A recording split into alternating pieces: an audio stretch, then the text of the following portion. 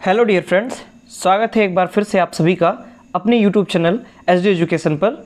आज है 21 जुलाई 2024 और हम आज बात करने वाले हैं रेगुलर की तरह most important current affairs question के बारे में। अगर वीडियो पर आप पहली बार आए हुए हैं तो प्लीज़ वीडियो को लाइक करें, अपने दोस्तों के साथ वीडियो को अधिक से अधिक शेयर करें और हमारे चैनल को सब्सक्राइब करें ताकि आने वाली कोई भी वीडियो हो उसकी नोटिफिकेशन आप तक तुरंत पहुँच सके। और वीडियो काफ़ी मेहनत से बनाई जाती है तो प्लीज़ वीडियो को शेयर ज़रूर करें और वीडियो को लाइक ज़रूर करें और शुरू से लेकर लास्ट तक वीडियो पर बने रहिए ताकि आने वाली कोई भी एग्ज़ाम है, कोई भी परीक्षाएं हैं आने वाली, तो उसमें अगर करंट अफेयर से कोई भी क्वेश्चन पूछा जाता है तो आप उन सभी क्वेश्चनों को अटेंड कर पाएँ, क्योंकि यहाँ से क्वेश्चन पूछे जाने की पूरी संभावनाएँ रहती हैं। तो चलिए शुरू करते हैं अपने पहले क्वेश्चन के साथ। हमारा सबसे पहला क्वेश्चन है, हाल ही में किसे महारेरा के अध्यक्ष के रूप में नियुक्त किया गया है? यानी कि महारेरा जो है इनके अध्यक्ष के रूप में किसे नियुक्त किया गया है? तो ए ऑप्शन है मानवी मधु कश्यप, बी ऑप्शन है मनोज सौनिक, सी ऑप्शन है अरुण बंसल और डी ऑप्शन है राजीव कुमार।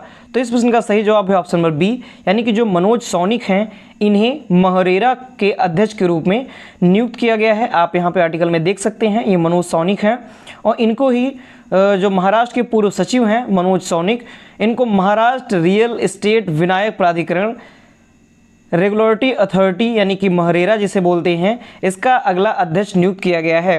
यानी कि महाराष्ट्र रियल एस्टेट विनायक प्राधिकरण रेगुलेटरी अथॉरिटी से महारेरा के नाम से जानते हैं, इसका जो अगला अध्यक्ष है वह मनोज सौनिक को नियुक्त किया गया है। जो मनोज सौनिक हैं ये वर्तमान अध्यक्ष और अपने जिनके जो करीबी मित्र हैं अजय मेहता, इनका स्थान लेंगे। यानी कि इनके स्थान पर जो मनोज सौनिक हैं ये आए हुए हैं अजय मेहता के स्थान पर, जिनका कार्यकाल सितंबर 2024 में समाप्त हो रहा है। यानी कि अजय मेहता का कार्यकाल सितंबर 2024 में समाप्त हो जाएगा और उनके स्थान पर मनोज सौनिक को महारेरा का नया अध्यक्ष जो है वो नियुक्त किया गया है। बात करें तो मनोज सौनिक की जो पत्नी है सुजाता सौनिक, ये वर्तमान में महाराष्ट्र की मुख्य सचिव हैं और राज्य में शीर्ष पद के लिए चुनी गई ये पहली महिला भी हैं। यानी कि जो इनकी पत्नी है मनोज सौनिक की जो पत्नी है सुजाता सौनिक, ये क्या है, ये वर्तमान में महाराष्ट्र की मुख्य सचिव हैं। यानी महाराष्ट्र राज्य की ये मुख्य सचिव हैं और इस पद पर राज्य में किसी शीर्ष पद पर चुनी जाने वाली ये पहली महिला भी हैं। चलिए बढ़ते हैं अपने अगले प्रश्न की तरफ। तो हमारा अगला प्रश्न है, हाल ही में किस राज्य सरकार ने लड़का भाऊ योजना शुरू की है? यानी कि पहली बार कभी जो कोई स्टेट है जो योजना लेकर के आया है, हमको लग रहा है कि जो लड़कों के ऊपर है, क्योंकि अधिकतर जो होती हैं योजनाएं वो या फिर मिली जुली होती हैं, लड़के लड़की वो दोनों के लिए होती हैं या फिर लड़कियों के लिए होती हैं। तो लड़का भाऊ योजना जो है ये किस राज्य सरकार के द्वारा शुरू की गई है जो कि लड़कों के लिए यह योजना है?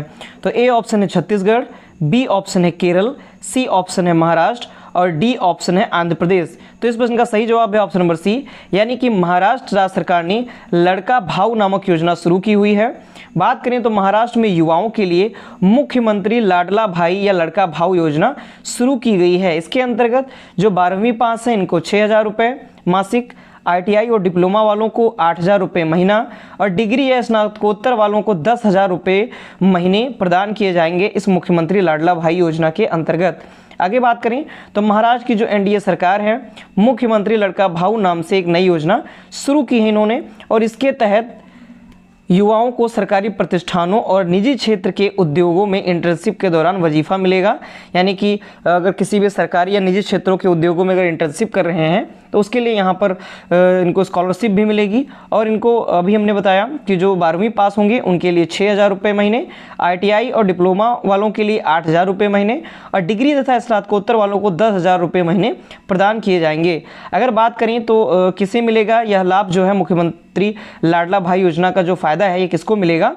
तो जो आयु है 18 से 35 वर्ष के बीच होनी चाहिए। मतलब जो भी इसके लिए अप्लाई कर रहे हैं, जो भी इसके लिए एलिजिबल हैं, योग्य हैं, तो उनके लिए आयु जो होगी वो 18 वर्ष से 35 वर्ष के बीच होनी चाहिए। वे 12वीं पास, ITI डिप्लोमा, स्नातक या स्नातकोत्तर पास होने चाहिए और महाराष्ट्र का निवासी होना चाहिए। ये कुछ शर्तें हैं जो इसके आवेदक होंगे, जो इसके एलिजिबिलिटी इनके लिए होगी, योग्यता जो धारण करेंगे उनके लिए ये 3 कुछ शर्तें रखी जाएंगी। अगर आप इनको इन शर्तों को फॉलो कर रहे हैं तो भी तभी आपको मुख्यमंत्री लाडला भाई योजना का फ़ायदा मिलेगा। बढ़ते हैं अपने अगले प्रश्न की तरफ। हाल ही में 35वां अंतर्राष्ट्रीय जीव विज्ञान ओलंपियाड 2024 कहाँ आयोजित हुआ?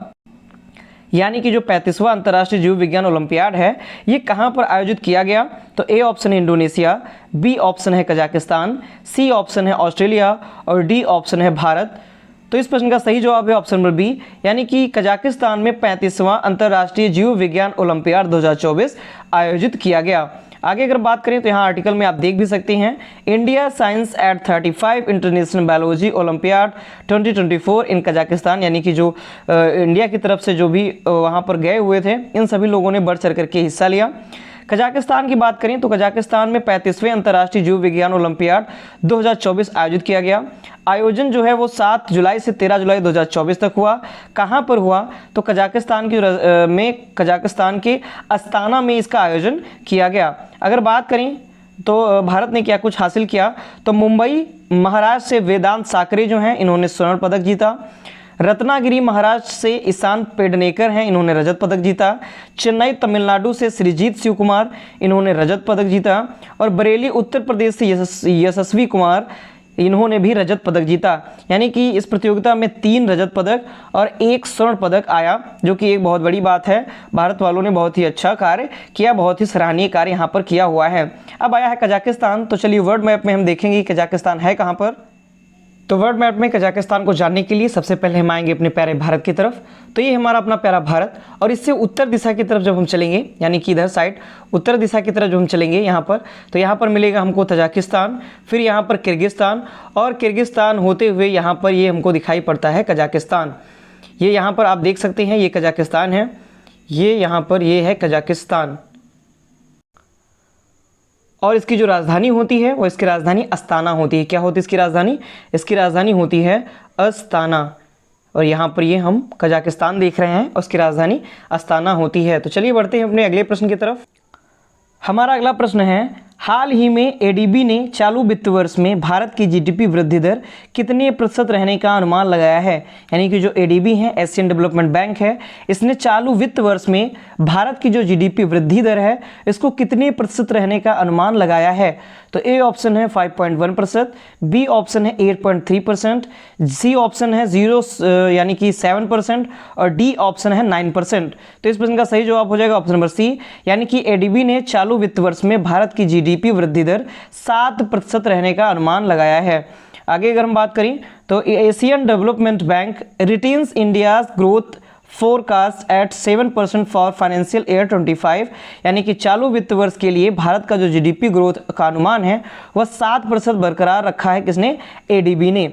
एडीबी ने चालू वित्त वर्ष के लिए भारत का जो ग्रोथ अनुमान है 7% तो बरकरार रखा ही है। अगर बात करें एडीबी यानी कि एशियन डेवलपमेंट बैंक की, तो इसका मुख्यालय मनीला फिलीपींस में स्थित है, एशियन डेवलपमेंट बैंक का। इसी ने क्या किया है, जीडीपी जो ग्रोथ होती है भारत की उसकी जो वृद्धि दर है वो 7% रहने का इसने अनुमान दिया है कि ये 7% की दर से जो भारत की जीडीपी है ये बढ़ रही है या इसकी ग्रोथ हो रही है। बढ़ेंगे अपने अगले प्रश्न की तरफ। तो हमारा अगला प्रश्न है, हाल ही में किसने हाई स्पीड कार रेसिंग ईंधन स्टॉर्म एक्स लॉन्च किया है? यानी कि जो हाई स्पीड कार होती हैं जो कि रेस के लिए कारें यूज की जाती हैं, आप सभी लोग रेस में देखते भी होंगे, जो पतली पतली सी छोटी छोटी सी जो कारें होती हैं, तो वो हाई स्पीड कार के लिए इन्होंने एक रेसिंग ईंधन लॉन्च किया हुआ जिसको स्टॉर्म एक्स के नाम से जानते हैं। तो किसने ऐसा किया हुआ है? तो ए ऑप्शन है होंडा, बी ऑप्शन है बीपीसीएल, सी ऑप्शन है इंडियन ऑयल और डी ऑप्शन है बजाज। तो इस प्रश्न का सही जवाब है ऑप्शन नंबर सी, यानी कि इंडियन ऑयल ने हाई स्पीड कार रेसिंग ईंधन स्टॉर्म एक्स लॉन्च किया हुआ है। बात करें तो इंडियन ऑयल कॉर्पोरेशन लिमिटेड, जिसे IOCL के नाम से जानते हैं, इसने विशेष रूप से फार्मूला वन सभी लोग जानते हैं, फार्मूला वन जो रेस होती हैं, तो उन जैसी मोटर स्पोर्ट्स में भाग लेने वाली रेसिंग कारों और बाइकों के लिए तैयार किए गए हाई ऑक्टेन पेट्रोल को लॉन्च किया है। यानी कि जो हाई ऑक्टेन पेट्रोल होगा जो कि केवल और केवल जो रेस वाली कारें होंगी, बाइक होंगी, उन्हीं में इसको यूज किया जाएगा। ओडिशा स्थित पारादीप रिफाइनरी में स्टॉर्म एक्स नाम के ईंधन का उत्पादन शुरू कर दिया है, यानी कि जहां उत्पादन हो रहा है वो ओडिशा में स्थित एक पारादीप रिफाइनरी है, वहीं पर इस ईंधन का उत्पादन शुरू किया गया है। अब हम बढ़ते हैं अपने नेक्स्ट क्वेश्चन की तरफ। हमारा नेक्स्ट क्वेश्चन है, हाल ही में कौन यूरोपीय संसद की अध्यक्ष बनी हुई हैं? तो ए ऑप्शन है कैथरीन रसेल, बी ऑप्शन है रॉबर्ट मैट्सोला, सी ऑप्शन है स्टीव जॉब्स और डी ऑप्शन है स्टीव कैरिफ। तो इस प्रश्न का सही जवाब है ऑप्शन नंबर बी, यानी कि जो रॉबर्ट मैट्सोला हैं ये यूरोपीय संसद की अध्यक्ष बनी हैं। आगे अगर हम बात करें तो रॉबर्ट मैट्सोला फिर से यूरोपीय संसद की अध्यक्ष बन गई हैं।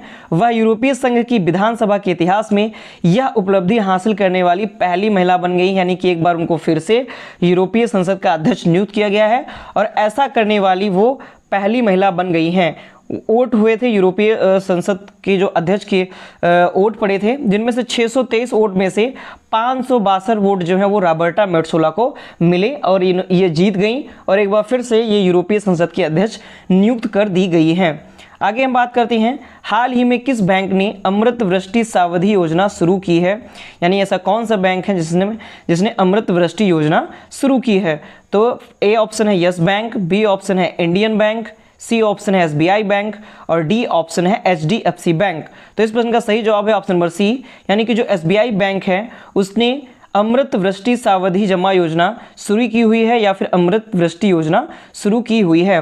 भारतीय स्टेट बैंक ने स्पेशल एफडी की शुरुआत की है और एसबीआई की इस नई योजना का जो नाम है वह अमृत वृष्टि रखा गया है, यानी कि एक नई एफडी की शुरुआत जो है वो एसबीआई ने की हुई है और इसी एफडी का नाम जो है, इस नई योजना का नाम अमृत वृष्टि रखा गया है। यह जो योजना है यह 15 जुलाई 2024 से लागू हो चुकी है। इसमें क्या होगा, अमृत वृष्टि योजना जो होगी इसमें 444 दिनों की जो जमा राशि है उस पर 7.2% का सालाना ब्याज दर ऑफर कर रही है, यानी कि अमृत वृष्टि योजना के अंतर्गत 444 दिनों के अंतर्गत जो जमा राशि होगी, जो रुपए जमा होंगे उन पर 7.25 का सालाना ब्याज दर होगा, ऑफर कर रही है ऐसा अमृत वृष्टि योजना, जो कि भारतीय स्टेट बैंक या फिर एसबीआई ने इसे लॉन्च किया हुआ है, इसे योजना ये चालू की हुई है। बढ़ते हैं अपने नेक्स्ट क्वेश्चन की तरफ। तो हमारा नेक्स्ट क्वेश्चन है, हाल ही में पाल कागामे किस देश के चौथी बार राष्ट्रपति चुने गए हैं? यानी कि 4th टाइम ये राष्ट्रपति बने हुए हैं। पाल कागामे ये किस देश के बने हुए हैं? तो ए ऑप्शन है रवांडा, बी ऑप्शन है मोरक्को, सी ऑप्शन है चाड और डी ऑप्शन है साउथ अफ्रीका। तो इस प्रश्न का सही जवाब है ऑप्शन नंबर ए, यानी कि रवांडा में जो पाल कागामे हैं ये चौथी बार राष्ट्रपति चुने गए हैं। आप यहाँ पे देख सकते हैं, ये यहाँ पे ये राष्ट्रपति हैं और राष्ट्रपति जो पाल कागामे हैं ये 99% वोट हासिल करके चौथी बार देश का राष्ट्रपति चुनाव जीत लिया इन्होंने, यानी कि 99% ये वोट पाए हुए हैं और फिर से एक बार ये चौथी बार देश के राष्ट्रपति चुन लिए गए हैं। पहली बार ये सन 2000 में देश के राष्ट्रपति चुने गए थे, यानी कि फर्स्ट टाइम 2000 में ये राष्ट्रपति चुने गए थे। बात करें रवांडा की, तो यहाँ की जो राजधानी है वो होती है किगाली, मुद्रा होती है रवांडा फ्रैंक और राष्ट्रपति चुने गए हैं भी पाल कागामे, मोस्ट इंपॉर्टेंट है। तो चलिए रवांडा आया है तो वर्ल्ड मैप में देखते हैं रवांडा है कहाँ पर। तो चलिए वर्ल्ड मैप में चलते हैं। तो रवांडा के बारे में जानने के लिए सबसे पहले हम वर्ल्ड मैप में आएंगे और वर्ल्ड मैप में आएंगे सबसे पहले हम अफ्रीका महाद्वीप में, और अफ्रीका महाद्वीप में आएंगे तो जो रेड डॉट वाला एरिया है सबसे पहले यहाँ पर आपको तंजानिया दिखेगा, ये यहाँ पर आपको तंजानिया दिखेगा। तंजानिया से आगे होते हुए ये यहाँ पर आपको दिख जाएगा रवांडा, ये है रवांडा। इसके नीचे जो कंट्री है वो होती है बुरुंडी और इसके ऊपर ही ये है रवांडा। इसकी राजधानी होती है किगाली, यानी कि जो रवांडा है इसकी राजधानी क्या होती है? किगाली। तो ये एक अफ्रीकन कंट्री है, यानी कि अफ्रीका महाद्वीप में ये पड़ती है रवांडा और इसकी राजधानी होती है किगाली। चलिए वर्ल्ड मैप में हमने इसकी स्थिति जानी, अब बढ़ते हैं अपने नेक्स्ट क्वेश्चन की तरफ।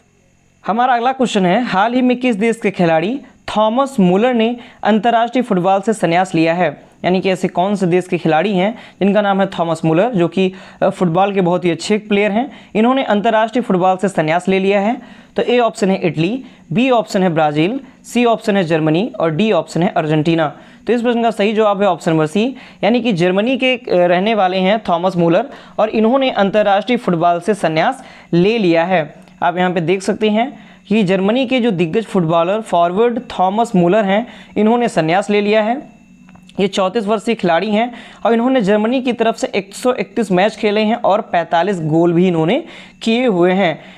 और जब 2014 में जर्मनी ने विश्व कप जीता हुआ था तो उस समय ये जर्मनी टीम के सदस्य भी थे।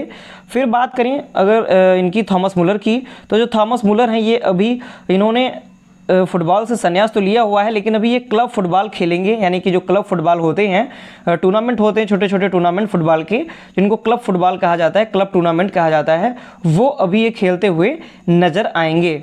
चलिए बढ़ते हैं नेक्स्ट क्वेश्चन की तरफ। हमारा नेक्स्ट और लास्ट क्वेश्चन है, हाल ही में शिक्षा मंत्रालय ने किसके सहयोग से अस्मिता परियोजना की शुरुआत की हुई है? यानी कि जो शिक्षा मंत्रालय है, एजुकेशन मिनिस्ट्री है, इसने किसके सहयोग के साथ अस्मिता परियोजना की शुरुआत की है? तो ए ऑप्शन है DRDO, बी ऑप्शन है CBSE, सी ऑप्शन है UGC और डी ऑप्शन है गृह मंत्रालय। तो इस प्रश्न का सही जवाब है ऑप्शन नंबर सी, यानी कि UGC ने और शिक्षा मंत्रालय ने मिल करके अस्मिता परियोजना की शुरुआत की हुई है। आप यहाँ पे देख सकते हैं शिक्षा मंत्री धर्मेंद्र प्रधान जी हैं, और केंद्रीय शिक्षा मंत्रालय और UGC ने शिक्षा प्रणाली में भारतीय भाषाओं को बढ़ावा देने के लिए 5 वर्षों में भारतीय भाषाओं में 22,000 पुस्तकें प्रकाशित करने हेतु अस्मिता परियोजना शुरू की है। यानी कि अस्मिता परियोजना के अंतर्गत होगा क्या कि भारतीय भाषाओं में 5 वर्षों के अंतर्गत भारतीय भाषाओं में 22,000 पुस्तकें प्रकाशित की जाएंगी। अस्मिता जो योजना है, परियोजना है, इसका जो शुभारंभ है उच्च शिक्षा जो सचिव हैं संजय मूर्ति, इन्होंने किया हुआ है, और इस योजना के अंतर्गत 22,000 पुस्तकें प्रकाशित की जाएंगी जो कि भारतीय भाषाओं को बढ़ावा देंगी, उन्हीं भारतीय भाषाओं में ये होंगी। तो ये थे आज के हमारे मोस्ट इंपॉर्टेंट करंट अफेयर्स के क्वेश्चंस, जो कि आने वाले किसी भी एग्जाम के लिए बहुत ज़्यादा इंपॉर्टेंट होने वाले हैं। तो अगर वीडियो आपको पसंद आती है, अगर आपको क्वेश्चन पसंद आते हैं, तो प्लीज़ वीडियो को लाइक करें, अपने दोस्तों के साथ अधिक से अधिक शेयर करें और हमारे चैनल को सब्सक्राइब भी करें। धन्यवाद।